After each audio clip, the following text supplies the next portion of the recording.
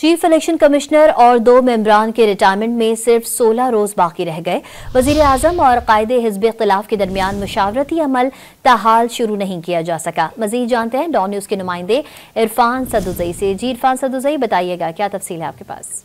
जी, chief election commissioner Sikandar Sultan Raja, इसके अलावा जो मेंबर निसार दुरानी है और बलोचिस्तान से जो मेंबर है इलेक्शन कमीशन के शाह मोहम्मद जतोई, इनकी जो मुद्दत मुलाजमत है वो 24 जनवरी को खत्म हो रही है और 24 जनवरी को ये रिटायर हो रहे हैं। लेकिन अभी जो नए मेंबरान हैं, इसके अलावा चीफ इलेक्शन कमिश्नर की तकर्री के हवाले से जो मुशावरती अमल है वो शुरू नहीं हो सका और आइन के मुताबिक वजीर आजम और अपोजिशन लीडर के दरमियान चीफ इलेक्शन कमिश्नर और मेंबरान की तैनाती के हवाले से मुशावरती अमल जो है वो होना लाजमी है और इसमें इत्तेफाक राय अगर नहीं होता तो ये मामला पार्लिमानी कमेटी को चला जाएगा और 12 अरकान पर मुश्तमिल पार्लिमानी कमेटी तश्कील दी जाएगी जो इसका फैसला करेगी। और अगर अपोजिशन लीडर में और वजीर आजम के दरमियान इसमें इत्तेफाक राय नहीं होता तो फिर हर पोस्ट के लिए 3-3 नाम जो है वो कमेटी को भेजे जाएंगे और वो कमेटी इनका फैसला करेगी।